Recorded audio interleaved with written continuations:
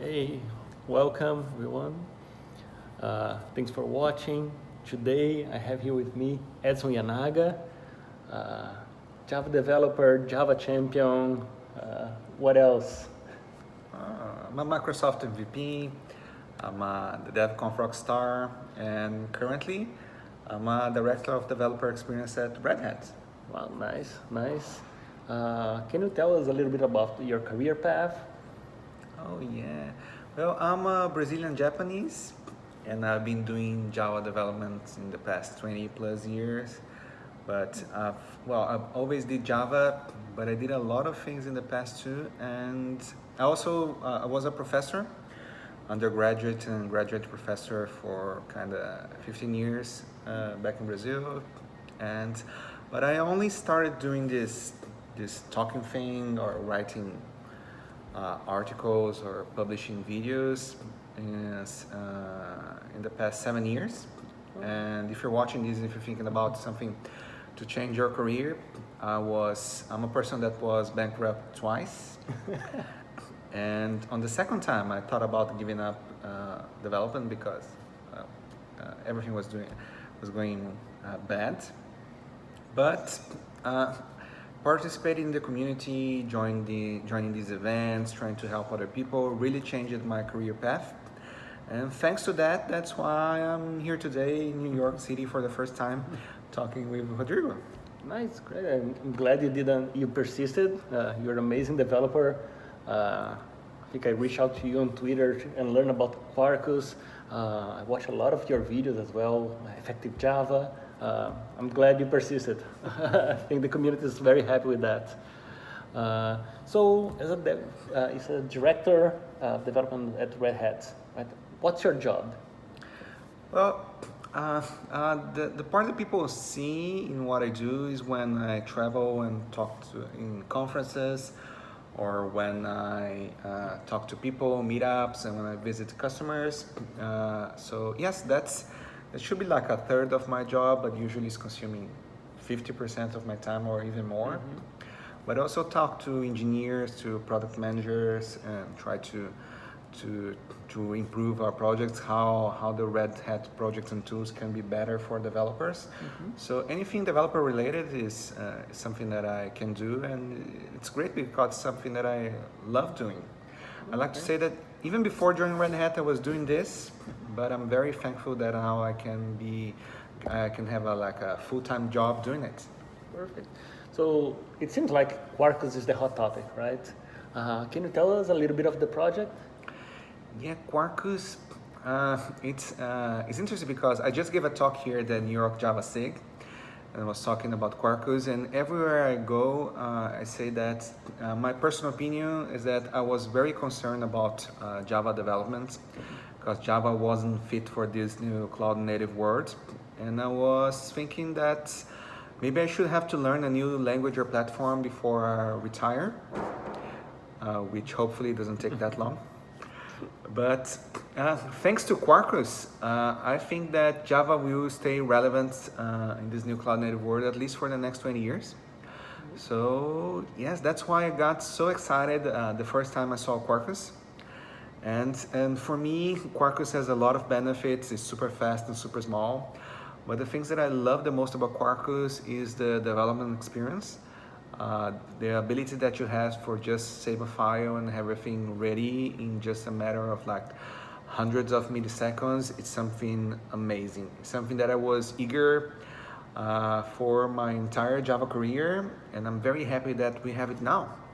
Yeah, I remember those slow reloads, minutes and minutes after each change. Yeah, that's for sure is a great app. So, since we're on this point, can you tell me what the benefits of developing Quarkus? Mm-hmm.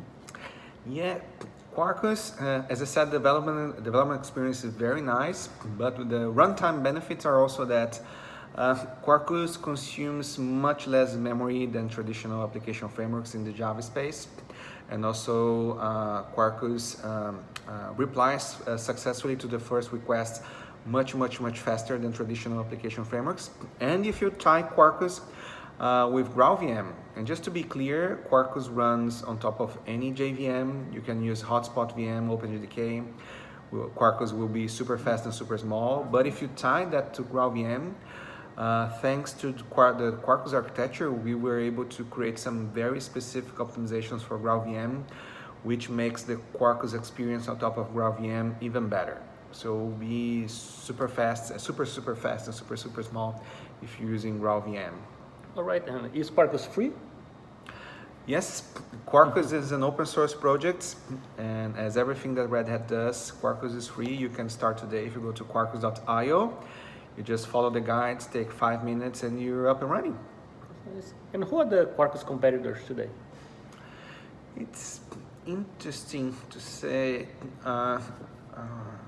because if you think that, of course, Quarkus was created having in mind some business use cases that for many of them, they are the same for traditional like microprofile frameworks for Spring and Spring Boot, Micronaut, for example. So I think that if you think about developing REST microservice endpoints that are connecting to message queues, using streaming, Kafka streaming, generating JSON, consuming data from relational databases and non-relational databases, I think that's a sweet spot where Quarkus is also a great choice. All right. Let's go back a little bit in time. I watched several videos from you. You have a talk about effective Java. Great book, famous book on the Java community. Why did you decide to talk about it? I've always been an effective Java fan. Actually, I think that Effective Java was one of the books that changed my career. Because in the beginning of your career, I think in the beginning you're just humble because you're learning, and after you get some experience, you reach that level of arrogance.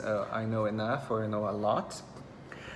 And I think that reading Effective Java was great because it's one of the books that make you humble again, saying, "Oh my God, I know nothing about Java language, Java development." And the Effective Java book discussion was very relevant like 10, 15 years ago. But it was a great opportunity because Joshua Block released the 3rd edition of the book 3 years ago.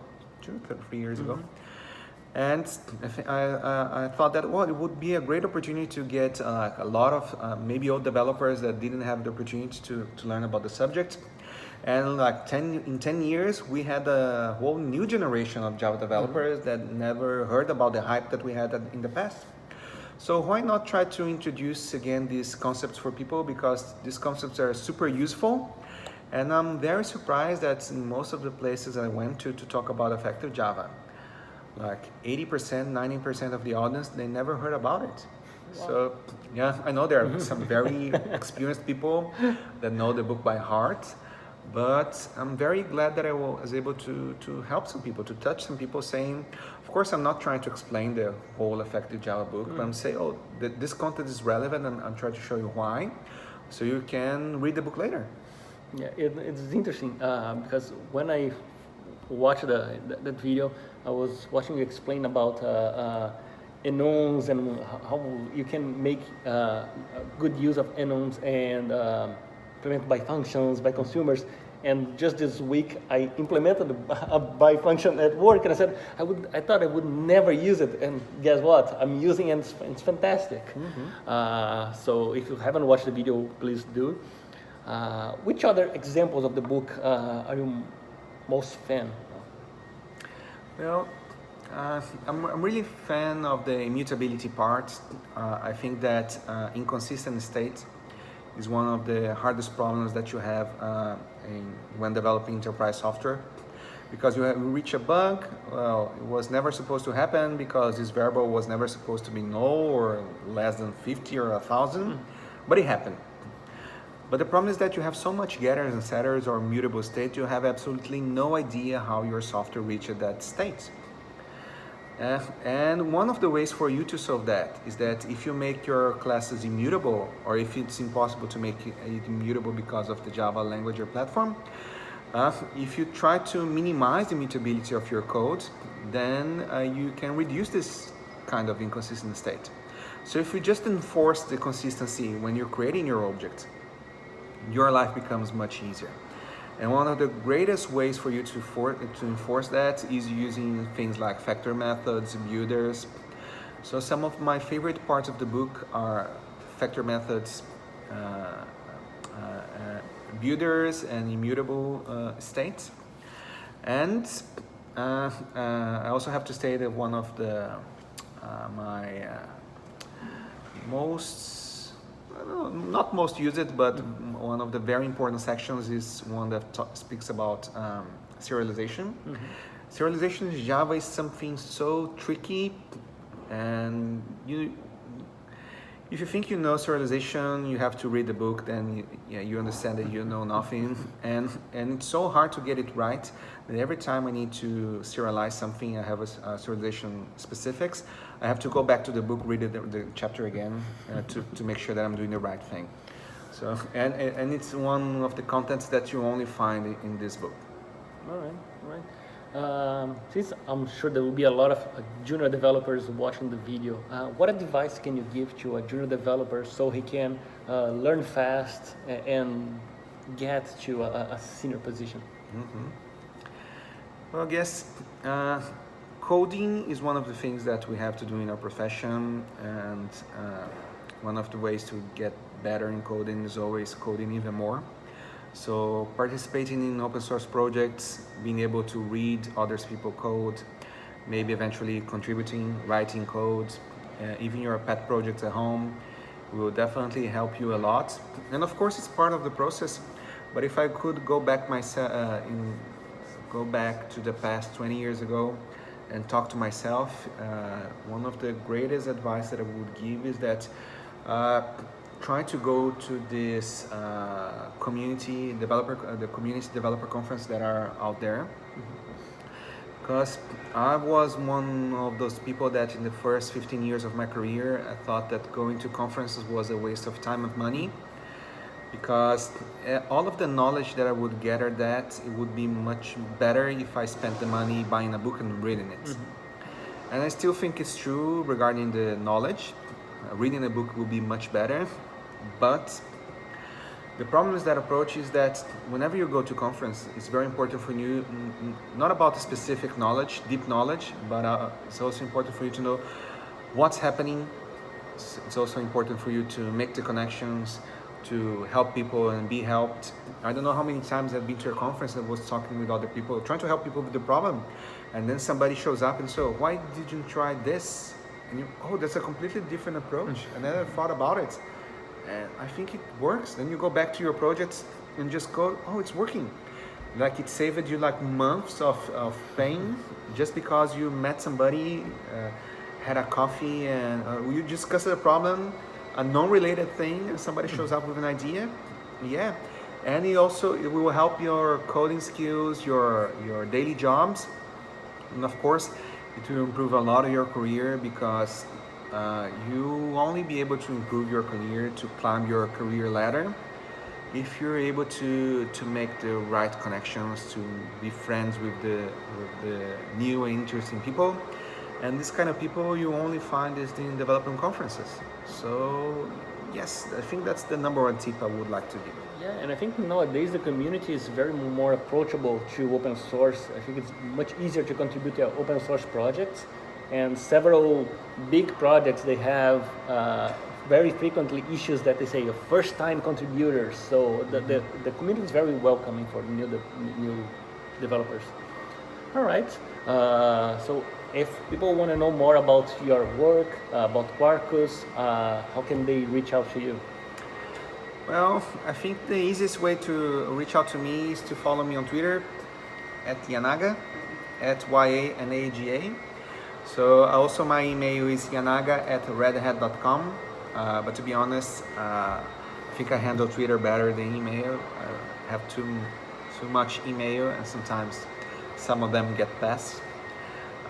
But again, I'm available on Twitter, on email, but if you just happen to find me on any conference or just passing by, please just reach out to me and try to talk.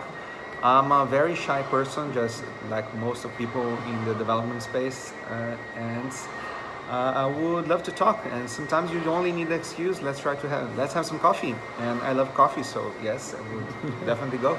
Absolutely.